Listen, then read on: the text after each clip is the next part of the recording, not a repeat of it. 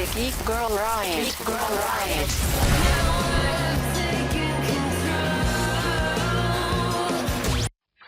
It's Geek Girl Riot time, and this time we are journeying across the universe, space-time, and various dimensions in the Tardis with Doctor Who Season 14, starring Ncuti Gatwa and Millie Gibson. Once again, Russell T Davies is back at the helm. I'm Sherin, and that is Alice Meichi Li. Welcome back. Philip. Yeah. We're calling this episode Doctor Who, Baby, What's Wrong with the Universe? And there's a good reason for that, because this season is literally diagnosing societal ills. So we're going to just go through each of the episodes. So first up, you guys, we've got episode 1, which was technically Space Babies. Who wants to take this one? I guess I can. I mean, I don't mind it. So I consider that the introduction to Doctor Who for new fans. I mean, I know the Christmas episode where the handoff happened, which is what I'm calling the episode, the handoff episode, is good. But if you're an old Doctor Who fan going back to the original 80s and 90s version, well, mostly 80s version, that Space Babies episode felt exactly like you would back in the day. So I was very happy to see that episode. Yeah, it was Okay. by the book. Dig into that more, Alice. What do you mean? Yeah, it's just like the doctor and his companion go appear on a new planet or, oftentimes a space station because their budget is limited.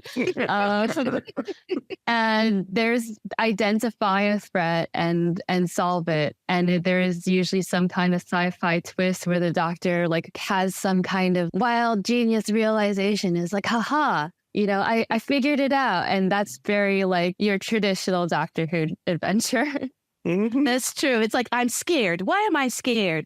I think that what I also noticed about Space Babies is, and then if we go back to I think it was the Christmas episode, you're starting to see these themes about childhood fears. We've got the singing goblins very much out of the movie Labyrinth. And now in this one, we've got the bogeyman, or as we would call it in the States, the boogeyman. And you see that again, I feel like, in The Devil's Cord. But I mean, there's not a lot to say about Space Baby, so we really can move on with that one. It kind of just is. It's a lot of setup. You're getting to know the Doctor and Ruby. I do have to admit to an abiding love of Captain Poppy. Mm. And little. Yeah, she was. And it is great to see Golda Roosevelt, our Queen Charlotte, here as the nanny. That was good stuff. And it was just kind of comedic. It's like they just had fun with it. It's ridiculous. It's a little over the top. They had a good time. So after that, we end up with The Devil's Cord, which kind of calls back to The Giggle, which we saw as one of the 60th anniversary episodes with MPH. And this one, we get introduced to the Maestro, played by... Jinx Monsoon plays Maestro, also plays Emerald in Steven Universe, if you guys didn't know. And I have to say that Jinx is she, but Maestro is they, just so you guys understand how we're referencing the two characters. Awesome. Anybody got words for that one? It's the only singing episode of a television show I enjoyed since Buffy. I said what I said. So, but again, but you did ask me. I didn't ask you about the music in Buffy. I didn't. And your enjoyment of the singing Buffy episode is something we got to discuss at a later time. So, but no, honestly, that was probably the antedote of Doctor Who that made me commit to this season, because I was still, I admit, I have been iffy past the Tennant age. And I wasn't really sure I'd like any Doctor enough to commit to an entire season. I would dip in here and there, but that episode is like, oh, somebody's trying to do something with this one. You're not even telling the truth, because you have not been committed since Eccleston. I don't know why you're trying to look good in front of I have watched enough to count as a season. I have watched enough to count as a season. Uh-huh. Mm-hmm. I mean, I didn't say consecutively. I just said enough to consider the season. Well, this is another episode that kind of continues that theme of childhood fears. The frightening piano teacher, which is a theme I use in one of my stories. I think we all have that music teacher scare thing or something similar where there's that person that is some type of mentor role who you kind of want to tackle in the hallway and pummel with a bag of nickels. Do we still have nickels? Do nickels still exist? Yes. Okay, great. Theoretically. Theoretically. They have no object permanence. Nope. But the episode was really good just because you get to see the fallout from a quote unquote a world without music, which is the thing I enjoyed. Because somebody was saying something about like just the arts in general, I think we talked about before. And Somebody being me, yes. Well, okay, I could not remember the conversation to save my life. You see what I deal with, Alice? He just takes all my stuff and just, I don't know who said it. But I did say that there's a lot. Also, one of the themes is childhood. The other theme is the arts and the way that it affects, the arts and play and the way that the lack of those things affect humanity. Definitely, especially because sound, like, in a way, like our whole universe is made of sound. Atoms are like sound vibrating at a very specific frequency. So yeah, totally makes sense. The frequency of Om. Yeah. So go ahead, Alice. What more do you have about that episode? Anything? Yeah, I just loved how, their casting of Jinx Monsoon. Like, I don't remember the last time there was like a trans actor on Doctor Who, but I love that they cast her and didn't make like a huge deal out of it, like as being part of the character. So really appreciated that kind of representation. Yeah, it was really cool. And not only a trans actor, but also they allowed her to play a non-binary, because wouldn't music, kind of this kind of twisted embodiment of music, but any form of music, wouldn't that be non-binary? It would be genderless.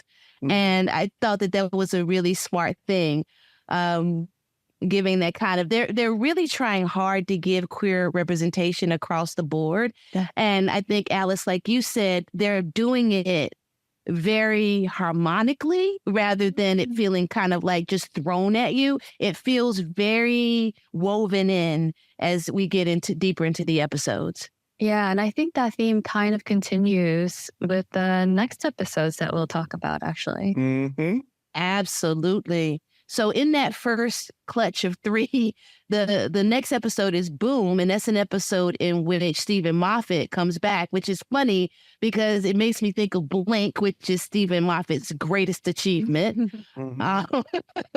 And so now we have Boom. We've got a planet where 2 parties are at war, and there's an ambulance that kills people if they're not fit to carry out war. And then the doctor steps on a landmine, and we find out that nothing is what we thought it was, but we knew that war was a money-making machine all the time. Mm-hmm. Yeah. Yes, I love the commentary on like the military-industrial complex and how interwoven it is with capitalism. I do feel like when Moffat and Russell T Davies came back for this series, they had learned a little bit about social justice, and they're like, we're going to apply it. Right.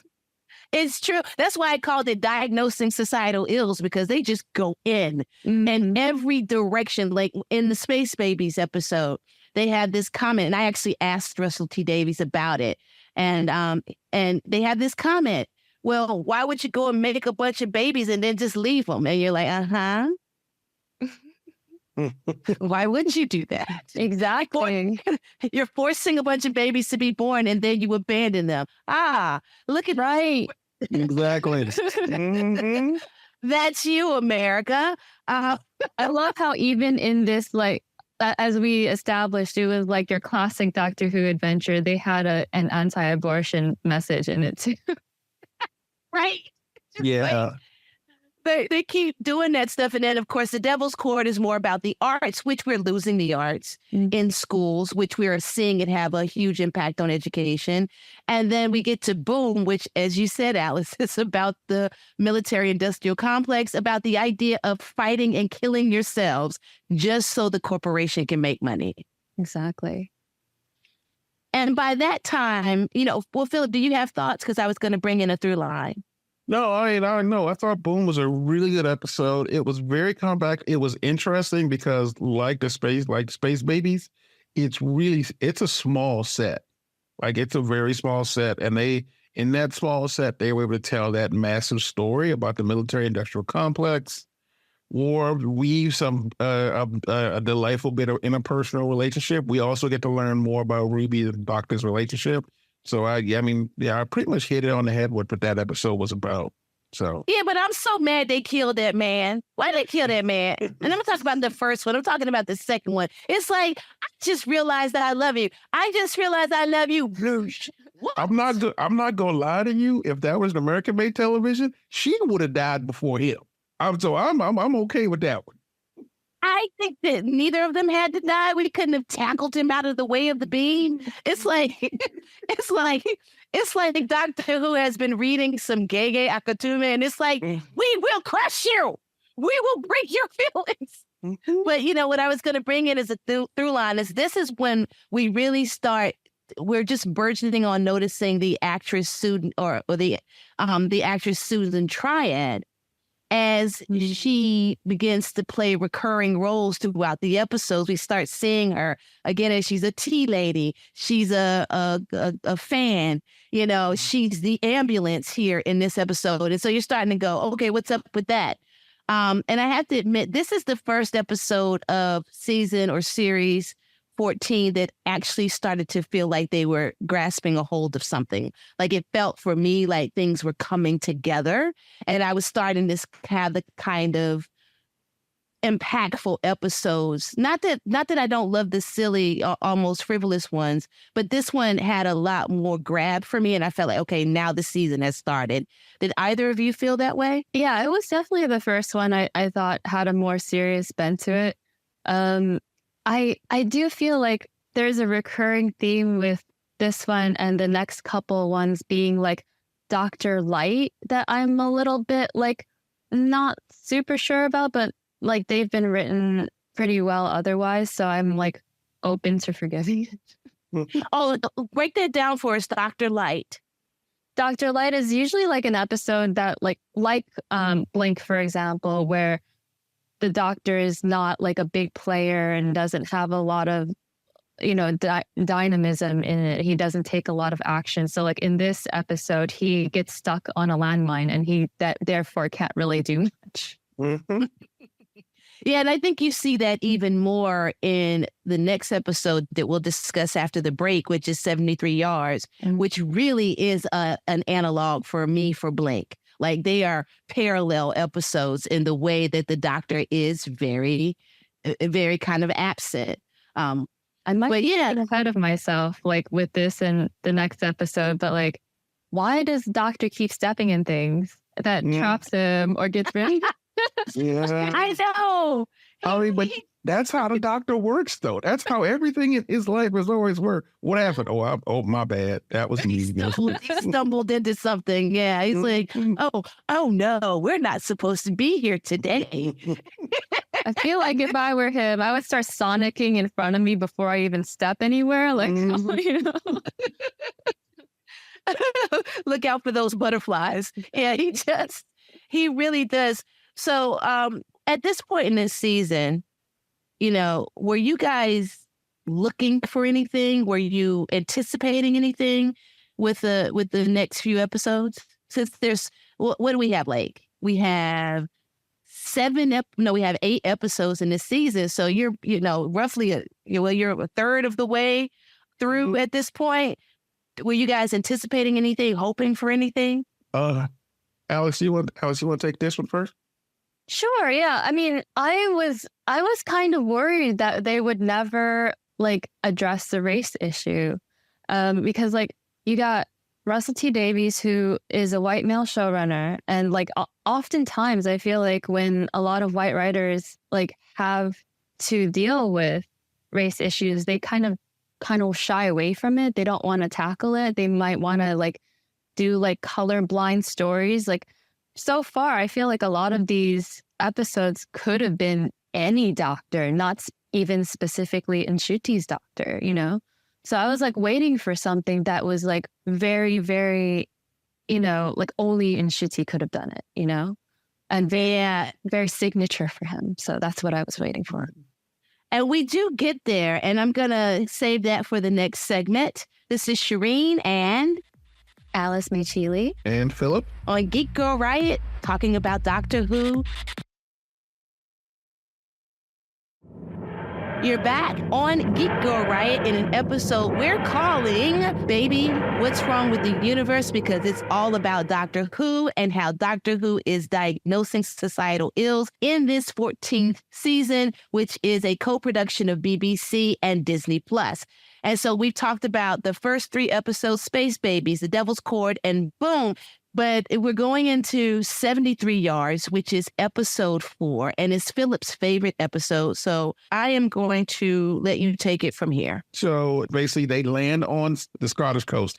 Well, And, Welsh? Okay, thank you. It's Wales, darling. which is funny because they've shot in Wales this whole time and they have always pretended it was London. I know, right?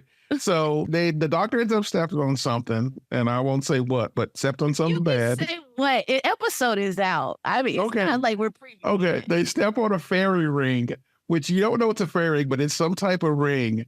Oh, we know it's a fairy ring. Put the little duppy back. Put it back. And all of a sudden, the doctor disappears. And yet the TARDIS stays, which I find fascinating. The doctor Let's just disappears. say that is the one part of that episode. Not the one part, but that is one of the parts of that episode that makes zero sense. Where did he go? What? Why did he go?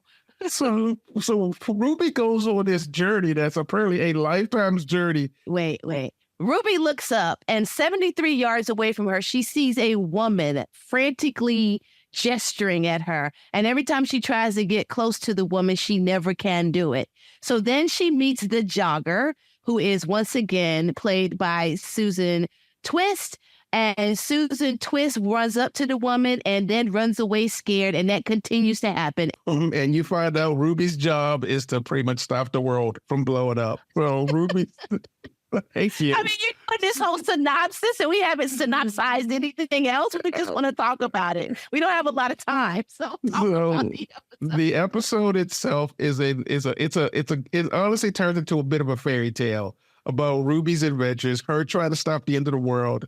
And we get to see what Ruby's life is like, which I liked because it wasn't a flashback episode. We actually get to see her life through an actual, both her moving forward, along with her wondering what the doctor is, what her purpose is, the fact that she suddenly discovers her job is to stop the apocalypse, which the doctor gave her a hint of in the very beginning of the episode. And basically, as Ruby susses out these clues to pretty much figure out how to do it, it's basically because of this one terrible human being, and using the creepy power of the 73 yards woman lady, she manages to pretty much stop the end of the world. But in the end, it's one of those like really weird circular stories that if you're into like the weird Doctor Who stories, this is probably one of the ones that I would recommend the most. It's not a typical Doctor Who story because it's like what Alice said. Sometimes the doctor was literally absent from this episode. And for me, it still worked as a great Doctor Who episode, which is interesting. Because Ruby also ends up being... What was really interesting is the haunting. There's this haunting element where Ruby is haunted by this woman. Everybody who speaks to this woman is scared off. Mm-hmm. And will not get anywhere near Ruby ever again, including Ruby's own mother. So that is a very emotional twist to this episode. It very much, as I said in the first segment, reminded me of Blink, which is it's my greatest Doctor Who episode of all time, where the doctor is very much secondary. And we see it again in Dot and Bubble, by the way. It happens again, but we haven't gotten there yet. But it's that isolation that sharpens Ruby's understanding of the world and life and purpose. Alice, what were your thoughts on this episode? Yeah, it was so strong. I agree with you. I love the creepy elements of like the woman scaring away everyone. But like, I have to know, like, they have so many questions that they didn't answer. Like, what was the woman doing to scare them away? Like, how does the mechanic even work? Like, why does breaking the fairy circle make an older version of Ruby? Like, I'm not right. Maybe I'm not privy to fairy magic or something. So yeah, I want to understand it better. That episode makes zero sense. It is all premise, and you just have to let go of any. You know what? It reminds me of that Scrooge episode they did one year, where the Scrooge character kept getting older and his family never did. And you're like, wait, what's happening? Is it Inception? What's going on? This episode was like that. Nothing made sense. Where's the doctor and why? Why did the fairy circle do it? What was the fairy circle memorializing? We don't know any of that stuff. Or even, like you said, why does this woman have the ability to scare even your own family away and make them lock you out? Like, what is this? And then I also love the fact that you have this politician, and that when he does horrible things, they don't even tell us what he's done that's horrible. We can sense it because we know what a terrible politician looks like. Actually, if they did say who the fairy circle was for, it was for that politician. Like at the beginning, the doctor says he was the most horrifying like politician in the history of the world because he started a huge nuclear war. I remember that part, but it still doesn't make sense. Like, why would they memorialize him in that way? Or were they binding him as she set him free? But why would it make a older version of herself appear? Why could she approach herself at the end? Like, huh? But it's also in it being kind of loose and, like you said, almost like a fairy tale, where if you study a fairy tale too much, it won't make a lot of sense. I think Philip said that. You can kind of let all of that go and enjoy the atmosphere of the episode. It's all vibes, all vibes. Yeah. It's but vibes.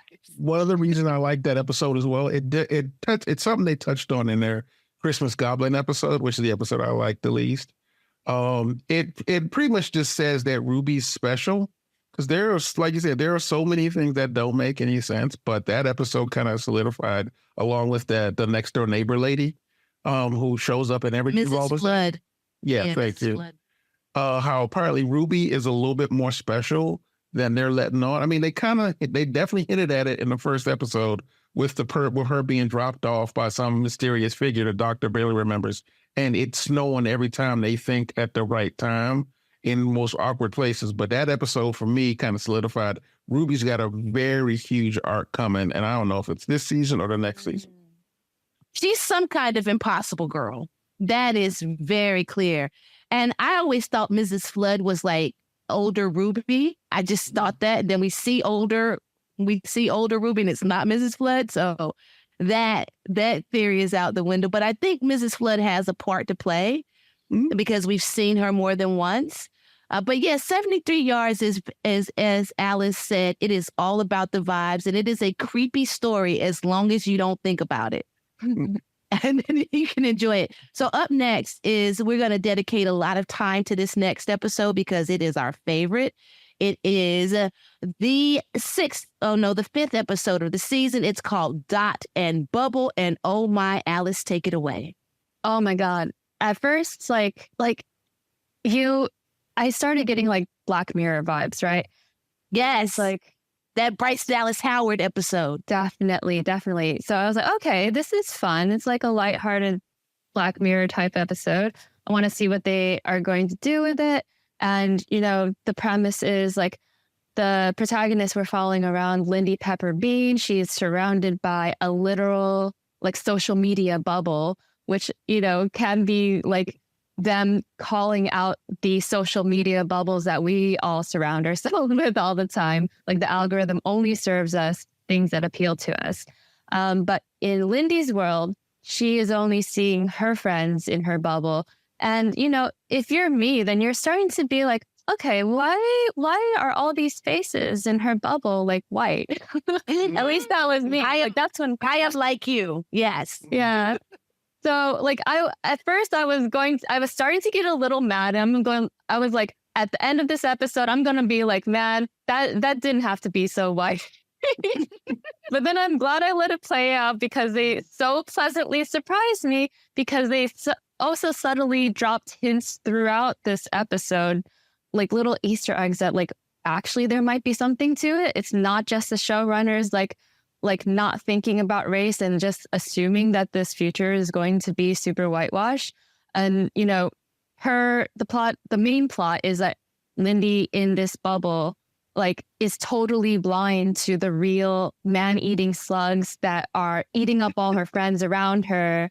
And she's so helpless and weak that she can't even walk without the bubble telling her where to go, that kind of thing. And like, obviously the doctor and Ruby like burst into her bubble and try to save her and her friends' lives.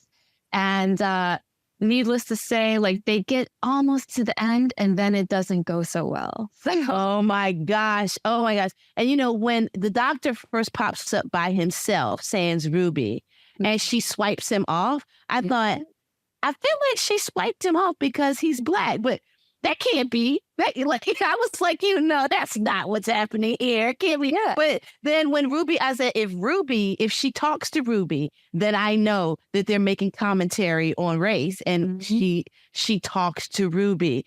And I thought it was so interesting how she's this uber wealthy person in this bubble who then calls everybody stupid but can't walk without arrows.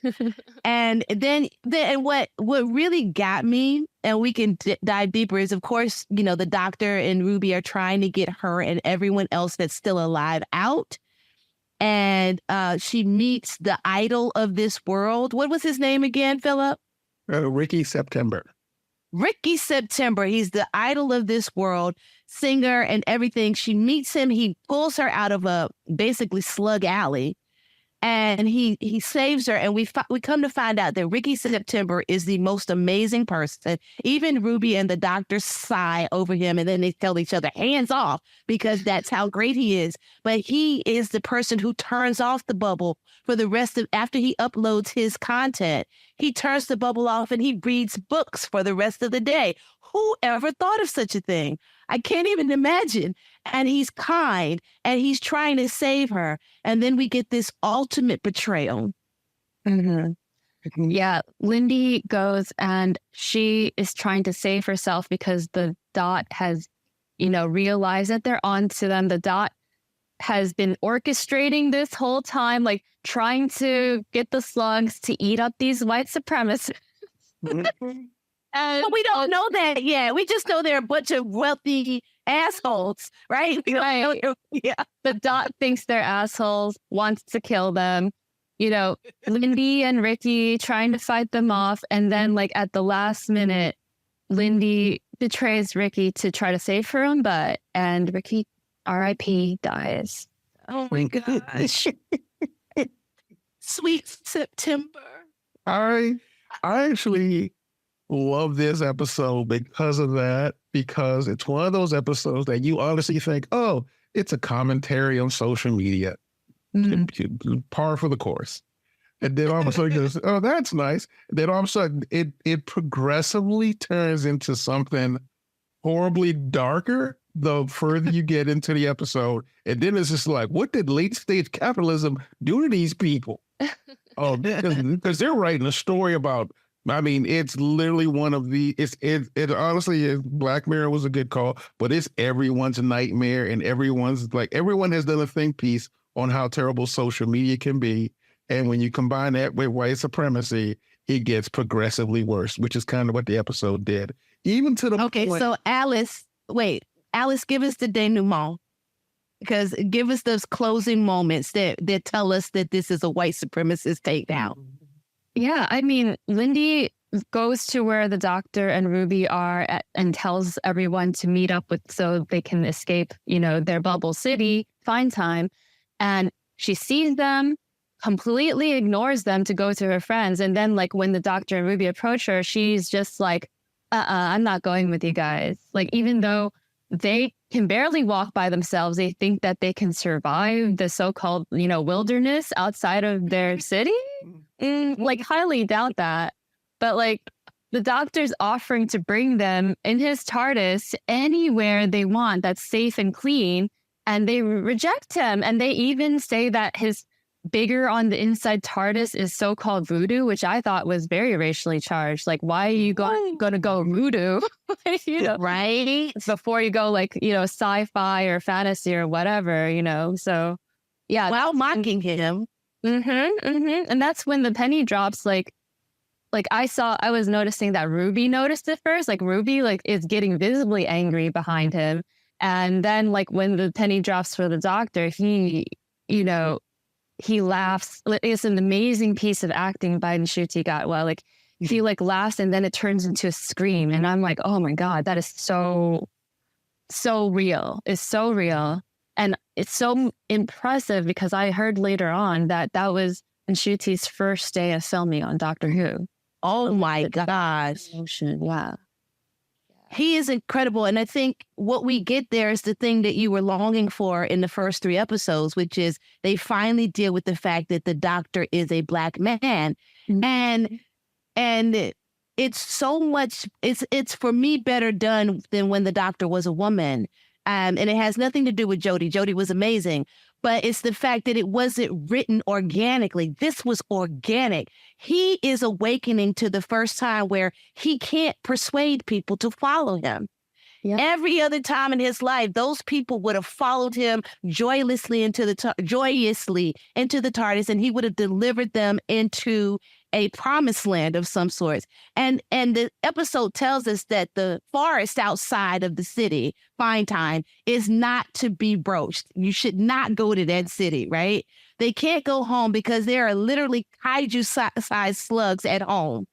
And so they think that they can go out here and survive, and he's telling them you can't. And he's saying, please come with me. And when that man starts crying, it broke me. Because that is a realization that I think we as people of color always have. That moment, I can't play with you. Why? Because you're Black. What? Oh, no, we can't have you on the squad. Why? Because Black girls would send the wrong message. I know that there's, for each of you, there are those times in your lives as well. Absolutely. Absolutely. And I actually saw some criticisms of this episode specifically where they're like, oh, there's too much going on. They're dealing with social media stuff and they're dealing with space slugs and they're dealing with racism. And I'm like, hold your horses. I mean, honestly, that's the most realistic part to me because the doctor, all people of color are on their own missions and trying to get their own jobs done in their lives. And the racism aspect is just always just kind of in the background. And it is the space slug, right? It is. Right. So I like to compare it to a video game. And I think a lot of people who haven't had to deal with racism yet, they view racism as the main boss battle that they're going to have to fight. But I think that racism is if you hit a curse, it's subtly draining your HP every couple of seconds. I think it's more like that. Mm-hmm. And people don't realize how insidious that is. You don't have, in real life, I don't just wake up one day and say, oh, today I'm going to go battle racism. I better get prepared for it. It's more okay, today I'm going to go to work. I need to wrap up with a deadline. Wait a minute, did that person just mistake me for the other Asian who does a completely different job and looks nothing like me? I don't even have time to deal with this today. So in the same way, the doctor's literally just trying to do his job and save these people. And these white supremacists are just getting in the way of letting him save their butts. Absolutely. Philip, get in here. Oh, no, that's pretty much about it. That was the issue I had. Is that it goes back to, despite the fact that he is literally going out of his way and has proven himself over and over again through the entire episode, he's constantly called stupid. Even with Ruby at his side, they're still going, no, we're better than you. They can't exist, even to the point where they've been so isolated that even the doctor who, for his part, like you said, is doing his job and has constantly saved their lives to the point where he literally told her how, not just Ricky, he told her how to walk, how to turn off the thing, how to literally how to look to the left and see something about you eating your face. Yes. And she still does not see the value in him as a being, not as a human, but as a living creature. But if you notice at the end, she actually says well, I guess I should thank you but you were supposed to do that for me anyway. Like, this is like you should maybe be thankful to me or something, you know? Exactly. Your existence is to serve me. Exactly. Yes. And so therefore you're just doing what you were made to do. Yeah. Oh my gosh. All of that's in there. And the fact that it is breaking his heart that he can't save him. It's breaking his heart, not because he's Black. He clearly loves being Black, right? Mm-hmm. It's the fact that they would allow something so stupid to keep him from saving their lives. And it is destroying him that he can't save them. And that is what really got me, is that he keeps trying. He doesn't want to give up, but they're walking away from him and getting in their little boats to go off and be colonizers.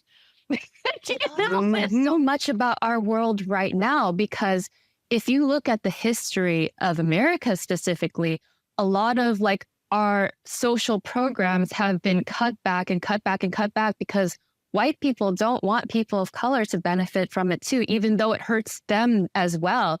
We're not, we don't have healthcare, for example, like other first world countries, because white people are so concerned about other people, like people of color, getting healthcare and getting like so-called like welfare benefits that they don't think they deserve. It's absolutely true. It's really kind of terrifying. And the fact that this episode was so astute in displaying that terror, that we feel we were every person of color was the doctor in that movie. We all could see this through his eyes. And it reminded me of that judge in that case where the police officer charged into that man's house and shot him to death. And the Black woman judge hugged this woman and gave her a Bible. That was the first thing that came to my mind. I'm like, here we go again. Here we go again. Just giving up everything we can to try to use our bodies and our spirits to heal racism. And it's not ours to heal, but we have to preserve our lives. And in this case, it was the doctor trying to preserve. Like, he knows they're going to go out there and die. And for us, we're like, let them die. They can't wait. Do a follow-up. But for him, this is, as Alice, you said it, this is his job. This is his life's mission, to save the universe. And he can't do it because while he's a Black man, they cannot see him anymore. Exactly. And I kind of feel like maybe in previous seasons of Doctor Who, it might have ended in a big, grand speech where the doctor changes people's minds or condemns them and makes them feel bad about themselves. But like the fact that it ended just like unresolved like this, I feel like it is so real, because real life racism never ends, like hardly ever ends satisfactorily like this. Like we just kind of just carry it with ourselves and just like let it marinate, like the doctor is doing like right now.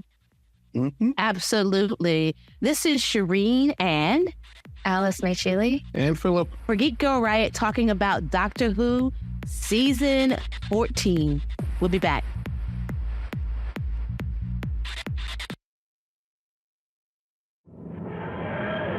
This is Sherin and Alice and Philip jumping on Doctor Who, Baby, What's Wrong with the Universe, where we go through the 14th season of Doctor Who, and we've been having a good time. We are now at the last episode called Rogue, which they are calling their Bridgerton episode.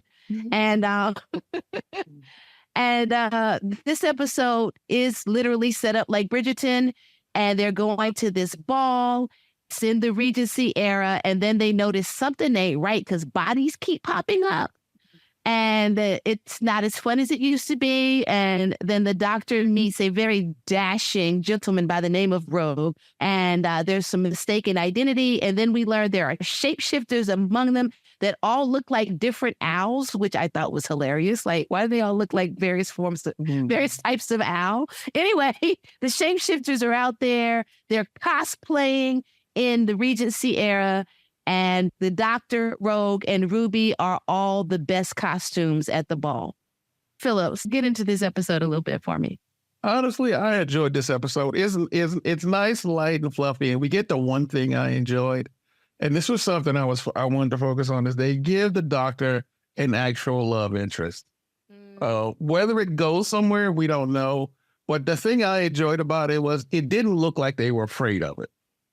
Like they let the doctor court someone, or vice versa, or we see the courtship is probably a better description for it, which I was happy about. Do I think he's pretty enough for the doctor? No, I do not. That's my internal issues. But he's attractive, but he ain't pretty enough for the doctor. But as an actor, he did a very good job in that role, and they do have surprisingly good chemistry. So it was good to see that. Sorry. No, you don't have to say sorry. They do, and they gave them as much of a slow burn as they could give them in an hour. They did simmer a lot. And I felt like this character of Rogue, who we don't know his real name, was a cross between Captain Jack Harkness and River Song. And they grouped the two of them together. And I found that it made it very easy for me to understand why the Splinter Doctor is what I call Ncuti Gatwa's doctor, why the Splinter Doctor was so attracted to this man. They had that dance. I was feeling the signet ring. I was like, give me red, white, and royal blue, baby. Give it to me. It was just a thrill for me to see that kind of romance. And especially since we've watched Ncuti in adult education. I'm sorry, sex education. Yeah, I'm quoting like a Hall & Oates songs now. We've seen him in sex education, and a lot of the love that he's been given was very toxic. So to see him in a love between equals that is like an instantaneous and is filled with sacrifice, and that last come find me, oh, children, babies. I when I heard this was written by Kate Herron, I was excited. Because she was the showrunner of Loki, which is basically Marvel Doctor Who, and right, especially season 2. Yeah, and she directed Ncuti on sex education on some of his most pivotal episodes. Actually, as I just looked it up right now, and I saw she did the episodes where Ncuti's character Eric, has his first gay love scene, and also scenes of him dressing in drag as a form of self-expression, because he was, originally from a very repressed Christian family. So she's already worked with Ncuti and expressing his queerness before. So I was really excited for this episode. And I really think that, this was familiar grounds for Kate Herron to tread again with bringing Rogue into the mix. Yeah, it worked really well. Sidebar, stop killing Indira Varma. Can we just, can she live? I do love her. No, I love her. I do. Now, keep in mind, we also got another Easter egg in that episode as well. Give it. The painting that Ruby sees in the Countess, is she a Countess? I think she's the Countess's house. I thought it was the Queen. Yeah, wasn't it the Queen? I thought it was, but she describes her as some mother-in-law or grandmother-in-law who said the eyes follow her. Yes, it was again Susan Twist. Yes, it was. And I was like, oh, that's going to be a real thing now. Okay, so go ahead. No. So I am curious, because again, it goes back to the theory that Ruby is special, or quote unquote, the impossible girl, like you said. Impossible girl. But yeah. A impossible girl, yeah.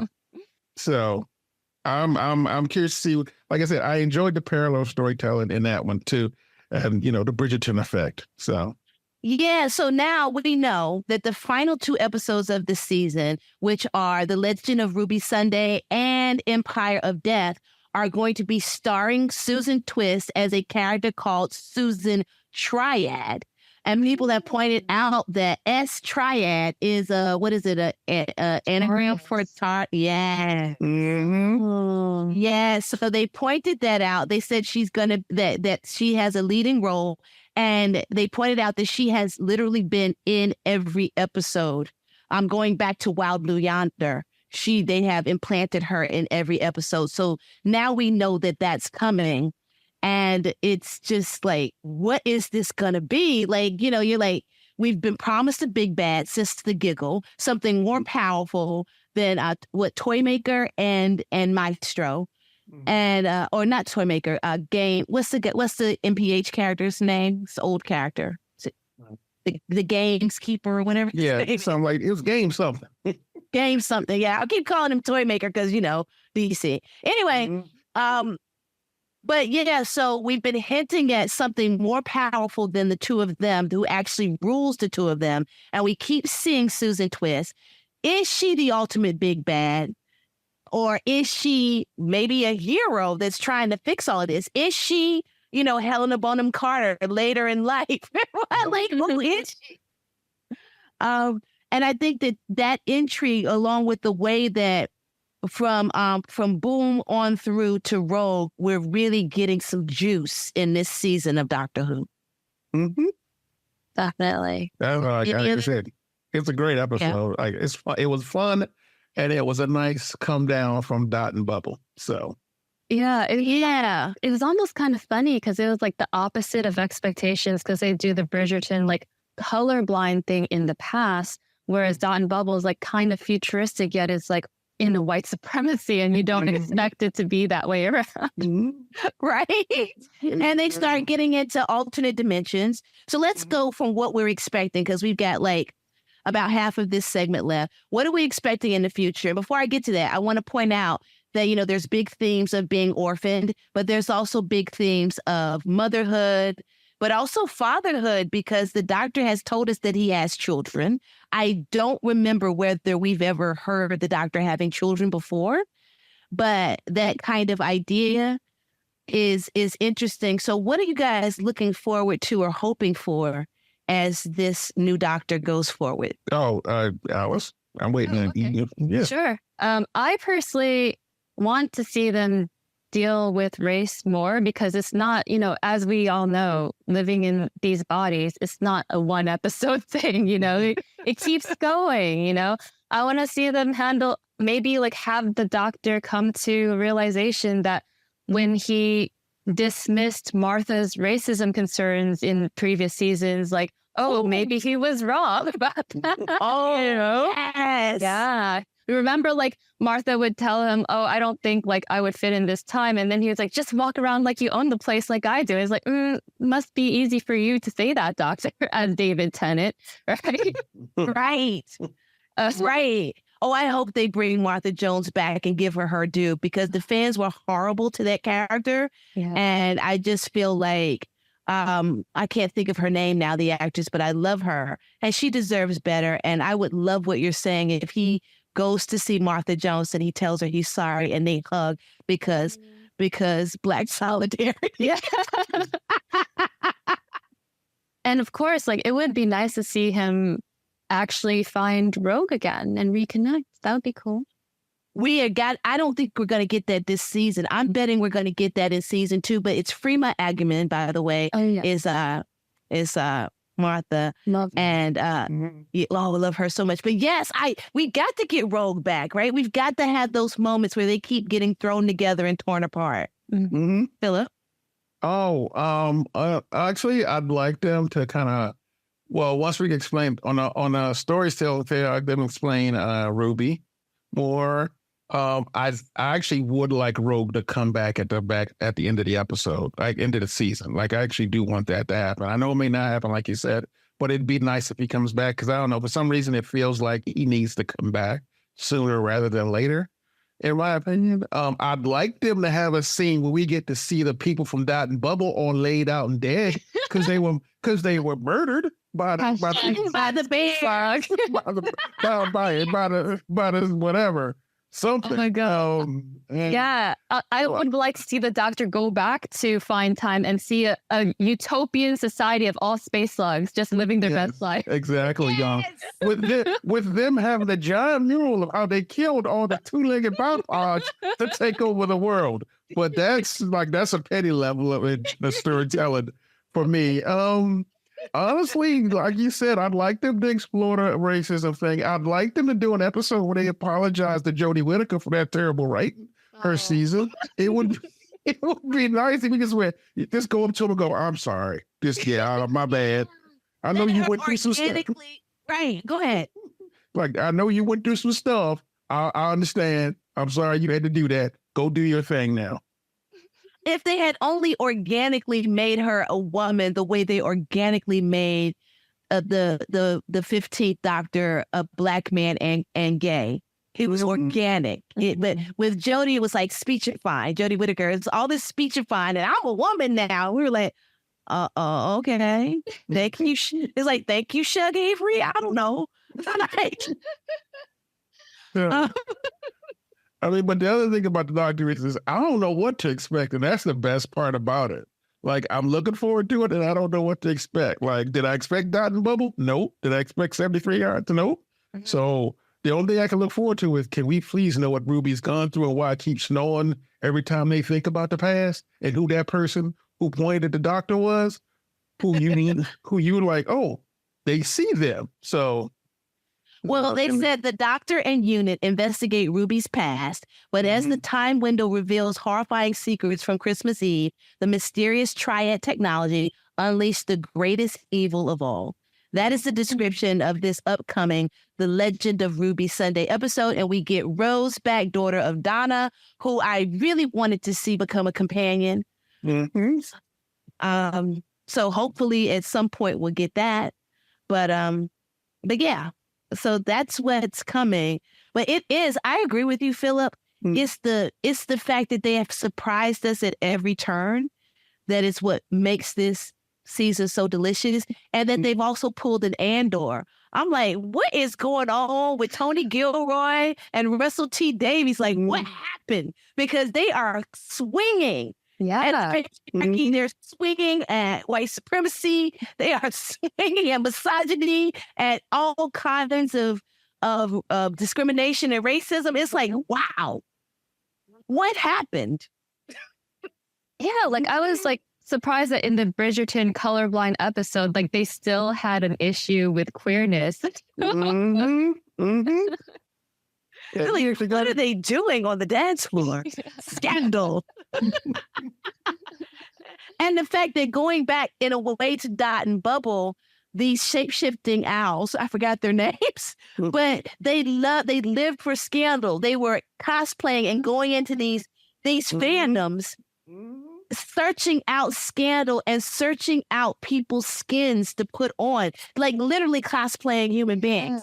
And the commentary is just so layered. Cultural appropriation. Exactly. Right?